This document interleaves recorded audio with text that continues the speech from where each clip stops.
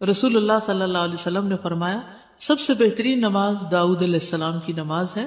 وہ نصف رات سوتے تھے، تہائی رات جاگتے تھے اور رات کا چھٹا حصہ سوتے تھے. یعنی پہلے کچھ دیر سو جاتے اور پھر درمیان میں جاگتے، پھر آخر میں پھر سو جاتے. تو اس طرح پھر ان کی تھکاوٹ بھی نہیں ہوتی. جو رات کے بالکل ارلی حصے کا سونا ہوتا ہے نا، وہ اگر انسان کو مل جائے تو وہ اتنا زبردست ہوتا ہے گویا وہ انسان ساری رات سو چکا، کئی گھنٹوں کی نیند کے برابر ہوتا ہے. اس میں تھکاوٹ جلد اترتی بنسبت پچھلی رات سو. صحابہ کا قیام.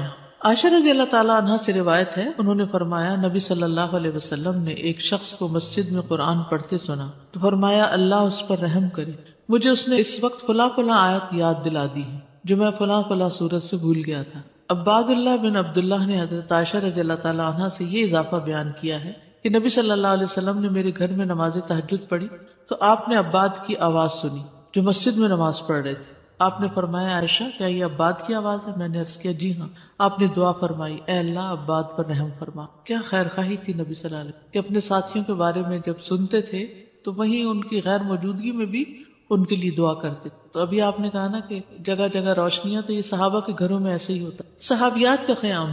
نبی صلی اللہ علیہ وسلم نے فرمایا مجھ سے جبریل علیہ السلام نے کہا کہ حفصہ سے رجوع کر لو کیونکہ وہ بہت روزے رکھنے والی اور بہت قیام کرنے والی ہے اور بے شک وہ جنت میں آپ کی بیوی ہے. امام احمد بن حنبل، امام بخاری، حافظ عراقی، یہ سب قیام اللیل کرنے والے لوگ تھے اور ان کے لیے ایسے ہی تھا جیسے کوئی بہت مانوس چیز ہے، یعنی بالکل روٹین کی بات تھی. تہجد کے فائدے.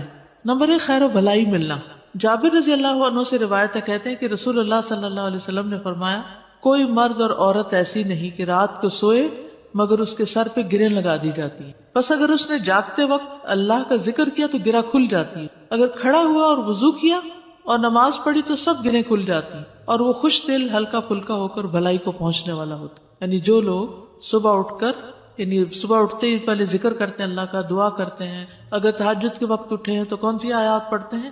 آل عمران کی آخری آیات ان فی خلق السماوات والارض، اور پھر وضو کرتے ہیں، نماز پڑھتے ہیں تو ان کی ساری گریں کھل جاتی، بالکل فریش ہو کر ریلیکس ہو کر دن کا آغاز کرتے ہیں. اور اگر نماز مس ہو جائے تو بوجھ تلے آ جاتے ہیں. اسی طرح نفس میں چستی آتی ہے ورنہ سستی اور خباثت نفس کے اندر آتی ہے. لا علاج مرض سے شفا ملنا.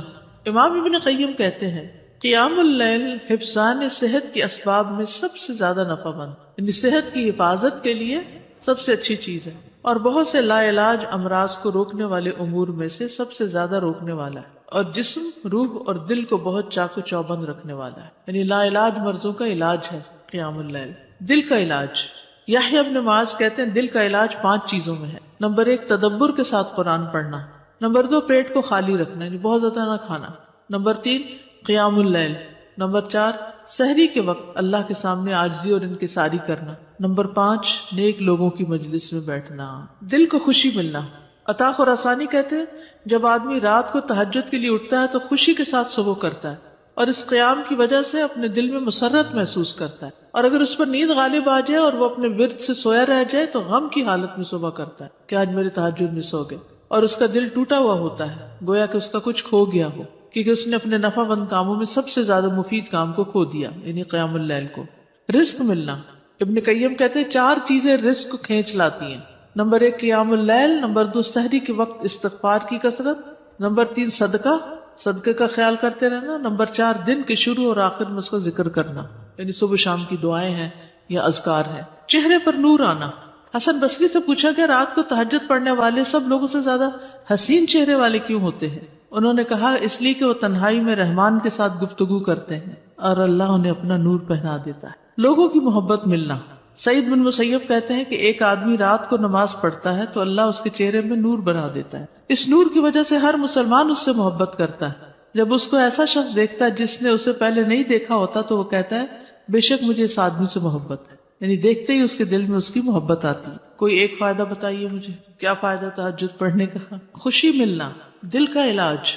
لا علاج مرضوں سے حفاظت. رزق ملنا. یس. نفس میں چستی آنا. لوگوں کی محبت ملنا. چڑچڑا پن دور ہوتا ہے، برداشت پیدا ہوتی ہے. تو جس میں برداشت پیدا ہو جائے تو پھر بہت سے اس کے دوست بن جاتے ہیں. اب دیکھیے کہ پچھلی پہر رات کو اٹھ کے صاف ستھرا ہو کے نبی صلی اللہ علیہ وسلم کا طریقہ کیا تھا کہ آنکھ کھلتے مسواک کرتے تھے. مسواک کیا، صاف ستھرے ہوئے، پاک ہوئے، اور پھر آپ طویل قیام کرتے. اب کیا کہتے ہیں، کھڑے ہو کے آفس میں کام کریں، اسٹینڈنگ آفیسز بن رہے ہیں، ہاں؟ یعنی قیام کی حالت میں کمپیوٹر استعمال کرے. تو یہ قیام اگر کسی نے صبح صبح ہی کر لیا ہو، اور پھر نبی صلی اللہ علیہ وسلم کے قیام جتنا ہی ان کا رکوع بھی ہوتا تھا، اتنی دیر آپ جھکے ہوئے، اتنی دیر آپ کا سر سجدے میں پڑا ہوا، صحت ہی صحت ہے، ایکسرسائز ہی ایکسرسائز. فجر سے تھوڑی دیر پہلے اٹھ کے قیام کرنا، میں نے کسی لیکچر میں یہ سنا تھا کہ مطلب ٹھیک ہے آپ یہ تو کرتے ہیں، لیکن یہ بیسیکلی وہ قیام اللیل نہیں ہے، یہ کچھ اور ہی چیز ہے. ایسا کچھ نہیں. دیکھیے یہ اور کیا ہے، مطلب ان کا کہنے کا مطلب یہ تھا کہ ہم جیسے یہ سست لوگوں کے لیے ہے کہ اچھا چلو فجر سے ذرا سا پہلے اٹھ کے کر لیا، ورنہ بیسیکلی رات کی ڈیپ میں اٹھیں اور اس وقت کریں. وہ تو بالکل ٹھیک ہے. جیسے بہترین قیام جو ہے وہ داؤد علیہ السلام کا ہے، جو اٹھتے تھے پھر پڑھتے تھے پھر لیٹ جاتے تھے، آدھی رات کے بعد اٹھتے تھے پھر ایک تہائی کے بعد پھر وہ چھٹا حصہ جو تھا پھر دوبارہ سو جاتے تھے. لیکن یہ کہ عشاء کے ساتھ بھی ایکسٹرا نوافل سے بھی چاہے نہ بھی سوئے ہوں وہ بھی قیام ہوتا ہے. یعنی رات کے نوافل چاہے اول حصے میں پڑھ لیں، چاہے درمیان میں، چاہے آخر میں. ہاں یہ ایکسٹرا بات ہے کہ جس کام میں جو جتنی مشقت کرتا ہے اس کا اجر اتنا ہی زیادہ بڑھ جاتا ہے. آخری وقت میں اٹھنے والوں کا کم ہے اور پہلے اٹھنے والوں کا زیادہ ہے obviously. لیکن آخری حصہ لاسٹ 1/3 جو ہے اس میں اللہ تعالیٰ آسمانی دنیا پر آتے ہیں، تو وہ اس لحاظ سے زیادہ بہتر. اور سحری کا وقت جو ہے اس کی دعائیں قبول ہوتی ہیں. تو اس لیے اس وقت کو یہ نہیں سمجھنا چاہیے کہ یہ صرف سستی کا وقت ہے، بلکہ بڑے اجر کا وقت بھی ہے. اور پھر یہ جو ہم کہتے ہیں نا کسی کو چلو 10 منٹ پہلے اٹھ کے پڑھ لو، یہ صرف اس لیے کہتے ہیں کہ ایک دو پڑھیں گے مزہ آئے گا، پھر 10 کے وہ پیچھے اور 10 چلے جائیں گے. بگننگ بھی ہے بالکل، اسٹیپ بائی اسٹیپ، تھوڑا تھوڑا. ورنہ ایک دو دن تو جذبات میں آ کے اٹھیں گے تو پھر چوتھے دن پھر سوچ پڑے ہوں گے. تہجد کا وقت عشاء کے بعد سے طلوع فجر تک، عشاء کے بعد سے طلوع فجر تک نبی صلی اللہ علیہ وسلم نے فرمایا اللہ نے تمہیں مزید ایک نماز عطا کی ہے جو کہ وتر یعنی تہجد ہے، اسے نماز عشاء اور نماز فجر کے درمیانی وقفے میں پڑھ لیا کرو. ٹھیک ہے نا، یہ سلسلہ صحیحہ کی حدیث ہے. کب سے کب تک ہے تہجد کا وقت؟ عشاء کے بعد سے فجر تک. اٹھنے کا بہترین وقت مسند احمد کی روایت ہے، ابو مسلم سے روایت ہے کہ میں نے ابو ذر رضی اللہ عنہ سے پوچھا رات کے کس حصے میں قیام کرنا سب سے افضل ہے؟ ابو ذر رضی اللہ عنہ نے کہا میں نے بھی رسول اللہ صلی اللہ علیہ وسلم سے اسی طرح سوال کیا تھا جس طرح تم نے مجھ سے کیا. آپ نے فرمایا رات کے پچھلے پہر، یا رات کے پچھلے پہر یا نصف رات میں، لیکن ایسا کرنے والے بہت تھوڑے ہیں. یعنی مشکل ہے نا آدھی رات کو اٹھنا. آپ مثلا سوئے ہیں 10 بجے اور 12 بجے پھر اٹھ جائے تو مشکل ہوگا. رات کے آخری حصے میں قیام کرنا.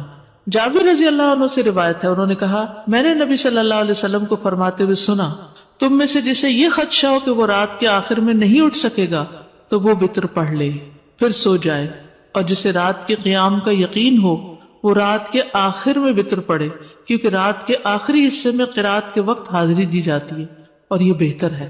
ٹھیک ہے، تو رات کا آخری حصہ بھی اچھا ہے. آخری پہر دعاؤں کی قبولیت کا وقت بھی ہے.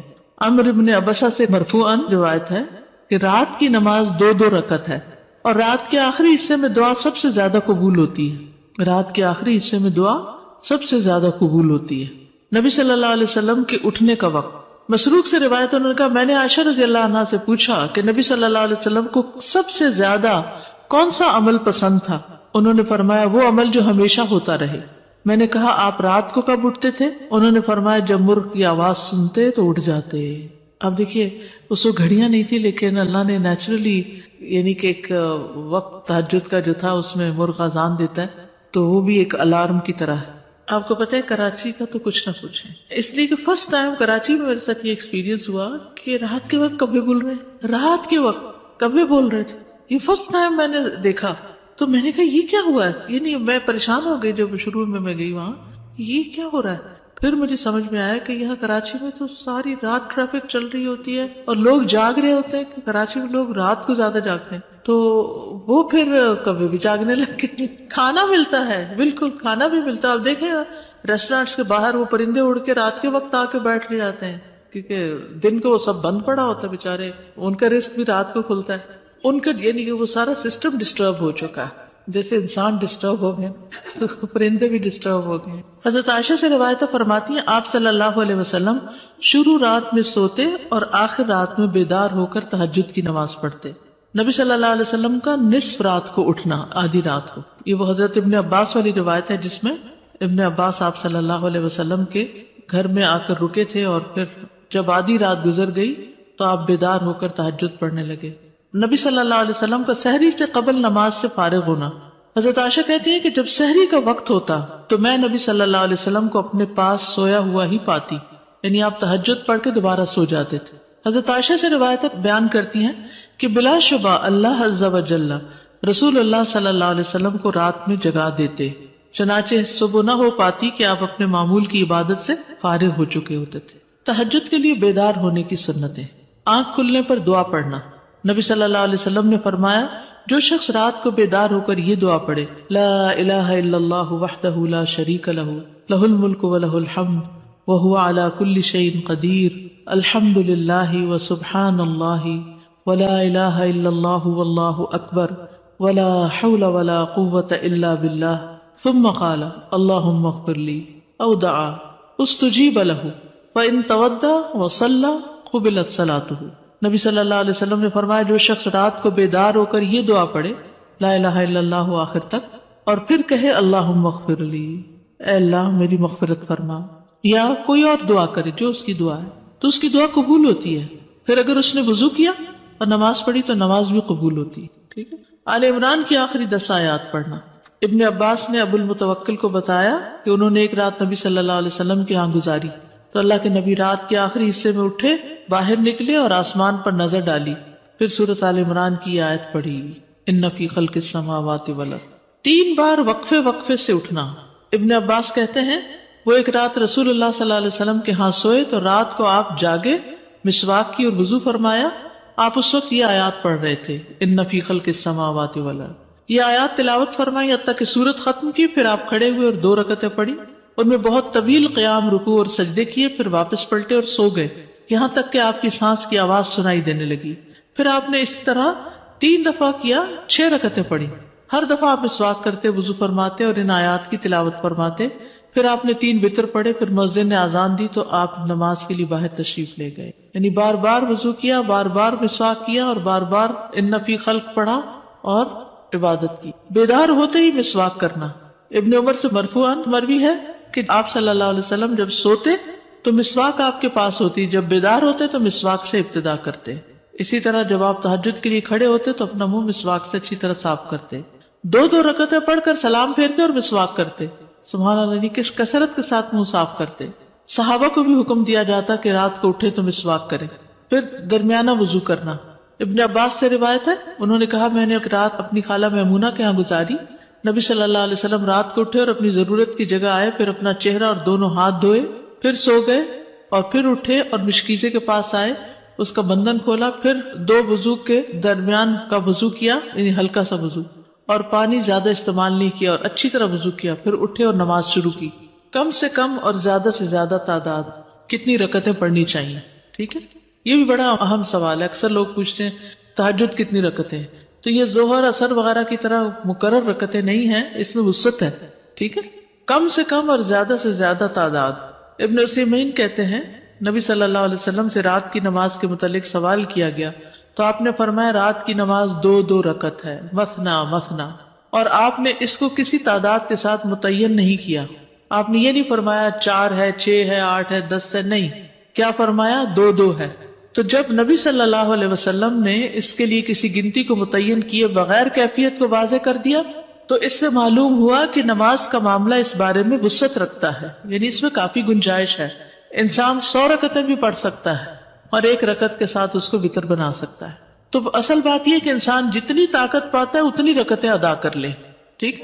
ابن باز رات کی نماز کی تعداد کے متعلق کہتے ہیں کہ یہ بات ہر انسان کی طاقت کی طرف لوٹتی ہے، اور نبی صلی اللہ علیہ وسلم 11 رکعت ادا کرتے اور 2 رکعت پر سلام پھیرتے. آپ علیہ الصلوۃ والسلام اپنی قرات، اپنے رکوع اور اپنے سجدوں کو لمبا کرتے تھے اور قیام اللیل کو 2 ہلکی پھلکی رکعتوں کے ساتھ شروع کرتے تھے. سب سے بہتر یہی ہے. اور اگر وہ 3، 5 یا اس سے بھی زیادہ پڑھتا تو کوئی حرج نہیں. ہر ایک اپنی طاقت کے مطابق ادا کرے گا، اس میں کوئی حد نہیں. لیکن سب سے افضل صورت 11 رکعت نماز پڑھنا ہے، 8 تہجد اور 3 وتر. نبی صلی اللہ علیہ وسلم کا رمضان اور غیر رمضان میں 11 رکعت سے زیادہ نہ پڑھنا. ابو سلمہ بن عبد الرحمن سے روایت ہے، انہوں نے عائشہ رضی اللہ تعالی عنہا سے پوچھا، اور یہ صحیح مسلم کی روایت ہے، کہ رمضان میں رسول اللہ صلی اللہ علیہ وسلم کی نماز کیسے ہوتی تھی؟ انہوں نے جواب دیا، رسول اللہ صلی اللہ علیہ وسلم رمضان اور اس کے علاوہ دوسرے مہینوں میں فجر سے پہلے 11 رکعتوں سے زیادہ نہیں پڑھتے تھے. شیخ البانی کہتے ہیں کہ صحیح نص کے ذریعے رسول اللہ صلی اللہ علیہ وسلم کے فعل سے قیام اللیل کی رکعات کی تعداد 11 ثابت ہے، اور جب ہم اس میں غور کرتے ہیں تو ہمارے لیے انتہائی واضح طور پہ ظاہر ہو جاتا ہے کہ آپ اپنی پوری زندگی اس گنتی پر قائم رہے، خواہ رمضان ہو یا اس کے علاوہ، آپ اس سے زیادہ نہیں پڑھتے تھے. جہاں 13 کی بات آتی ہے نا تو وہ 2 سنت فجر کی بھی شامل کر لیتے ہیں. حضرت عائشہ سے روایت ہے، نبی صلی اللہ علیہ وسلم رات کو 11 رکعتیں پڑھتے، 8 رکعتیں تہجد اور 3 وتر. کبھی 9 رکعتیں بھی پڑھی ہیں آپ نے، ٹھیک ہے، کبھی 7 رکعتیں بھی ادا کی ہیں آپ نے، اور 7 سے کم نہیں پڑھی، یعنی 6 پڑھ کے 1 وتر کیا ہے، 7 سے کم نہیں پڑھی اور 13 سے زیادہ نہیں پڑھی. رکعات کی ادائیگی کا طریقہ کیا ہے؟ 2 کر کے پڑھنا. حضرت عبداللہ بن عمر سے روایت، انہوں نے کہا، ایک آدمی نے پوچھا کہ اللہ کے رسول رات کی نماز کیسے ادا کی جائے؟ آپ نے فرمایا، رات کی نماز 2 رکعتیں ہیں، جب صبح ہونے کا اندیشہ ہو تو 1 وتر پڑھ لو. جب آپ تہجد پڑھتے تو ہر 2 رکعتوں کے بعد سلام پھیرتے اور 2 ہلکی رکعتوں سے آغاز کرتے. زید بن خالد جوہنی سے روایت ہے، انہوں نے کہا، میں آج رسول اللہ صلی اللہ علیہ وسلم کی نماز کا مشاہدہ کروں گا، یعنی رات کی نماز کا. میں نے دیکھا کہ آپ نے 2 ہلکی رکعتیں پڑھی، پھر 2 انتہائی لمبی، بہت ہی زیادہ لمبی رکعتیں ادا کی، پھر 2 رکعتیں پڑھی جو ان 2 لمبی رکعتوں سے ہلکی تھی، پھر 2 پڑھی جو پہلے والوں سے کم تھی، پھر 2 پڑھی جو اپنے پہلی والی رکعتوں سے کم تھی، پھر 2 رکعتیں پڑھی جو اپنی پہلی والی رکعتوں سے کم، پھر وتر ادا کیا. یعنی سب سے پہلے 2 ہلکی، پھر 2 خوب لمبی، پھر 2 اس سے کچھ کم، پھر اس سے کم، پھر اس سے کم، پھر اس سے کم. لیکن آپ کی یہ جو رکعتیں تھی بہت خوبصورت اور بہت طویل ہوتی تھی. حضرت عائشہ کہتی ہیں، ان کی خوبصورتی اور ان کی طوالت کے بارے میں مت پوچھو. پھر 4 رکعتیں پڑھتے، ان کے حسن، ان کی طوالت کے بارے میں نہ پوچھو. پھر 3 رکعتیں پڑھتے، یعنی 4 کے بعد تھوڑا سا بیچ میں وقفہ، پھر لمبے سجدے کرتے تھے. حضرت عائشہ کہتی ہیں کہ رسول اللہ صلی اللہ علیہ وسلم رات کو 11 رکعات پڑھتے تھے، یہ آپ کی رات کی نماز تھی. اس میں آپ اتنا طویل سجدہ کرتے کہ اپنا سر اٹھانے سے پہلے تم میں سے کوئی 50 آیتیں پڑھ لے. تہجد میں قرات، لمبی قرات کی فضیلت صحیح مسلم میں ہے. جابر رضی اللہ عنہ سے روایت ہے، انہوں نے کہا کہ رسول اللہ صلی اللہ علیہ وسلم نے فرمایا، فضیلت والی نماز وہ ہے جس میں قیام لمبا ہو، یعنی دیر تک کھڑے رہے. 10 آیات کی تلاوت کا اجر. رسول اللہ صلی اللہ علیہ وسلم نے فرمایا، جس شخص نے 10 آیتوں سے قیام کیا وہ غافلوں میں سے نہیں لکھا جاتا. 100 آیات کی تلاوت کا اجر. رسول اللہ صلی اللہ علیہ وسلم نے فرمایا، جس نے 100 آیات کے ساتھ قیام کیا وہ فرما برداروں میں سے لکھا جاتا ہے. رسول اللہ صلی اللہ علیہ وسلم نے فرمایا، جس نے رات کی نماز میں 100 آیات کی قرات کی اسے غافلین میں نہیں لکھا جاتا اور اسے فرما برداروں میں لکھ لیا جاتا ہے. 1000 آیات کی تلاوت کا بے انتہا اجر. رسول اللہ صلی اللہ علیہ وسلم نے فرمایا، جو 1000 آیات سے قیام کرے وہ بے انتہا ثواب جمع کرنے والوں میں لکھا جاتا ہے. مقنطرین کا لفظ آتا ہے. نبی صلی اللہ علیہ وسلم کی قرات. آپ صلی اللہ علیہ وسلم کی تہجد میں قرات مختصر ہونے یا لمبی ہونے کے اعتبار سے مختلف ہوتی تھی. کبھی آپ ہر رکعت میں یا ایھا المزمل کی مقدار کے مطابق قرات کرتے تھے، اور یہ 20 آیات والی سورت ہے، ٹھیک ہے. کبھی آپ ہر رکعت میں کیا پڑھتے؟ یا ایھا المزمل 20 آیات والی. کبھی 50 آیات کے برابر قرات کرتے تھے، اور کبھی کبھی سورۃ البقرہ اور آل عمران اور النساء بھی. تو اس سے ہی پتہ چلتا ہے کہ اس میں کوئی لگا بندہ قاعدہ نہیں کہ اتنی ضرور قرات کی جائے، حسب حالت کم یا زیادہ کی جا سکتی ہے. لیکن obviously جتنی کریں گے پھر اس کا اجر اتنا ہی مختلف ہو جائے گا. نبی صلی اللہ علیہ وسلم کا قیام لمبا ہوتا تھا. عبداللہ بن مسعود سے روایت ہے، وہ کہتے ہیں، میں نے ایک رات نبی صلی اللہ علیہ وسلم کے ہمراہ تہجد پڑھی تو آپ کافی دیر کھڑے رہے، حتیٰ کہ میں نے ایک برے کام کا ارادہ کیا. ہم نے کہا، آپ کا کیا ارادہ تھا؟ انہوں نے فرمایا، میں نے یہ ارادہ کیا کہ میں نبی صلی اللہ علیہ وسلم کو قیام میں چھوڑ کر خود بیٹھ جاؤں. تھک گئے ہوں گے. ایک ہی آیت کی مسلسل تکرار. حضرت عائشہ سے مروی ہے، انہوں نے کہا کہ نبی صلی اللہ علیہ وسلم نے ایک رات قرآن کی ایک ہی آیت سے قیام کیا، یعنی ایک آیت بار بار پڑھتے رہے، بار بار پڑھتے رہے. اور وہ کیا آیت تھی؟ ان تعذبهم فانہم عبادک وان تغفر لهم فانک انت العزیز الحکیم. اگر تو ان کو سزا دے تو بے شک وہ تیرے ہی بندے ہیں، اور اگر تو معاف کر دے تو بے شک تو ہی غالب بڑی حکمت والا ہے. یعنی یہ تو تجھ پر ہی، یعنی کہ ایک طرح سے رحم ہی کی درخواست کر رہے ہیں کہ تیرے بندے ہیں، تو رحم فرما دے ان پر. اسی طرح سورۃ الاخلاص کی تکرار، بار بار ایک ہی سورت. پھر اسی طرح جہری اور سری دونوں طرح سے قرات کرنا جائز ہے. آپ چاہیں تو تہجد میں بلند آواز سے تلاوت کریں، چاہیں تو دل میں پڑھیں. غزیف بن الحارث سے روایت ہے کہ میں نے عائشہ رضی اللہ تعالی عنہا سے کہا، کیا آپ نے دیکھا کہ رسول اللہ صلی اللہ علیہ وسلم قرآن اونچی آواز سے پڑھتے تھے یا خاموشی سے؟ فرمایا کبھی اونچی آواز سے پڑھتے، کبھی دھیمی آواز سے. میں نے کہا اللہ اکبر، تمام تعریف اللہ کے لیے جس نے اس معاملے میں وسعت رکھی. اب یہ اختلاف نہیں، کیا ہے؟ وسعت ہے. ابو ہریرہ سے روایت ہے، وہ بیان کرتے ہیں کہ نبی صلی اللہ علیہ وسلم رات کو کبھی بلند آواز سے اور کبھی دھیمی آواز سے قرات کرتے. ابن عباس کہتے ہیں کہ نبی صلی اللہ علیہ وسلم کی قرات اس قدر بلند ہوتی کہ صحن میں بیٹھا آدمی سن سکتا تھا جب آپ گھر میں یعنی کمرے میں ہوتے تھے. حضرت عائشہ سے مروی ہے کہ ایک شخص رات کو اٹھا اور قرات کرنے لگا. اس نے اپنی آواز بلند رکھی. جب صبح ہوئی تو رسول اللہ صلی اللہ علیہ وسلم نے فرمایا اللہ فلاں پہ رحم فرمائے، اس نے رات مجھے کتنی ہی آیتیں یاد دلا دی جو میں بھول چکا تھا. تو بعض اوقات اونچی قرات سے دوسرے لوگوں کو فائدہ ہو جاتا ہے جو آس پاس ہوتے ہیں. درمیانی آواز میں قرات. ایک رات نبی صلی اللہ علیہ وسلم نکلے اور ابو بکر رضی اللہ عنہ کے پاس سے گزرے. وہ نماز پڑھ رہے تھے اور ان کی آواز دھیمی تھی. راوی کہتے ہیں اور آپ عمر بن خطاب کے پاس سے گزرے، وہ بھی نماز پڑھ رہے تھے، ان کی آواز بہت بلند تھی. کہتے ہیں جب وہ دونوں نبی صلی اللہ علیہ وسلم کے پاس اکٹھے ہوئے تو آپ نے فرمایا اے ابو بکر، میں تمہارے پاس سے گزرا، تم نماز پڑھ رہے تھے اور تمہاری آواز دھیمی تھی. انہوں نے کہا اللہ کے رسول، میں نے جس سے مناجات کی اسے سنایا، یعنی جس سے میں بات کر رہا ہوں اس کو تو دھیمی آواز بھی سن جاتی. کہتے ہیں پھر آپ نے عمر سے کہا میں تمہارے پاس سے گزرا اور تم بلند آواز سے نماز پڑھ رہے تھے. انہوں نے کہا اللہ کے رسول، میں سوتے کو جگا رہا تھا اور شیطان کو بگا رہا تھا.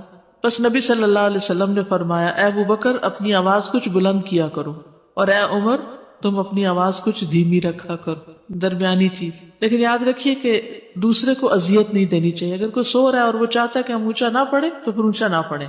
یا کوئی اور بھی تہجد پڑھ رہا ہے، یعنی ایک ہی کمرے میں ہسبینڈ وائف دونوں پڑھ رہے ہیں اور دونوں ہی اپنی اپنی اونچی کر رہے ہیں تو کسی کی کوئی بات سنائی نہیں دے گی. ابو سعید کہتے ہیں کہ رسول اللہ صلی اللہ علیہ وسلم نے مسجد میں اعتکاف فرمایا. آپ نے لوگوں کو سنا کہ اونچی آواز سے قرات کر رہے تھے. آپ نے پردہ ہٹایا اور فرمایا خبردار، بے شک تم سب کے سب اپنے رب سے مناجات کر رہے ہو، مگر تم میں سے کوئی دوسرے کو ہرگز ایذا نہ دے، کوئی کسی کو تکلیف نہ پہنچائے، اور قرات میں اپنی آواز دوسرے پر بلند نہ کرے. یا فرمایا نماز میں، یعنی دو لوگ پڑھ رہے ہیں تو کوئی ایک دوسرے سے اونچا کرنے کی کوشش نہ کرے، اپنی اپنی نماز پڑھی جائے. ٹھیک ہے، اس میں وسعت ہے. اونچی آواز سے پڑھ سکتے ہیں اور نیچے سے، لیکن پسندیدہ کیا ہے؟ درمیانی آواز سے پڑھنا. لیکن اگر کوئی اور ساتھ پڑھ رہا ہو، مثلا آپ نے دیکھا ہوگا کہ بعض اوقات آپ پڑھتے ہوئے بھول جاتے ہیں اگر بیچ میں کوئی اور کسی بھی چیز کی آواز آ رہی تو اس صورت میں اگر دوسرے ہوں تو ان کی رعایت کرنی چاہیے. اس وسعت کا فائدہ یہ ہے نا، جیسے سجدے کی دعائیں یا رکوع کی یا اور اسی طرح کی، تو کبھی ایک پڑھ لے کبھی دوسری پڑھ لے تو اس سے نماز کے اندر ایک خوبصورتی رہتی ہے، ایک توجہ رہتی ہے. شیطان سے بچنے کے لیے اللہ کی پناہ لینا. ابو سعید خدری بیان کرتے ہیں کہ رسول اللہ صلی اللہ علیہ وسلم جب رات کو قیام فرماتے تو اللہ اکبر کہتے، پھر سبحانک اللہم و بحمدک و تبارک اسمک و تعالی جدک و لا الہ غیرک کہتے، پھر 3 بار لا الہ الا اللہ کہتے، 3 بار اللہ اکبر کبیرہ کہتے. اس کے بعد اعوذ باللہ السمیع العلیم من الشیطان الرجیم من ہمزہ ونفخہ ونفثہ پڑھتے. بخشش طلب کرنا. ربیعہ الجرشی سے روایت ہے، کہتے ہیں کہ ایک مرتبہ میں نے عائشہ رضی اللہ عنہا سے سوال کیا تو میں نے کہا کہ رسول اللہ صلی اللہ علیہ وسلم جب رات کو قیام کرتے تو کس چیز سے آغاز فرماتے؟ انہوں نے کہا کہ آپ 10 مرتبہ اللہ اکبر کہتے، 10 بار سبحان اللہ، 10 بار لا الہ الا اللہ، 10 بار استغفر اللہ، اور 10 مرتبہ یہ دعا اللہم اغفر لی واہدنی وارزقنی، اور پھر 10 بار یہ دعا اللہم انی اعوذ بک من الضیق یوم الحساب، دنیا کی تنگی سے دعا مانگنا. شریک حوزنی کہتے کہ میں ام المومنین عائشہ رضی اللہ عنہا کے پاس گیا اور ان سے پوچھا کہ رسول اللہ صلی اللہ علیہ وسلم جب رات کو اٹھتے تو کس چیز سے ابتدا کرتے؟ انہوں نے کہا تحقیق تو نے مجھ سے ایسا سوال کیا جس کے متعلق تجھ سے پہلے مجھے کسی نے نہیں پوچھا.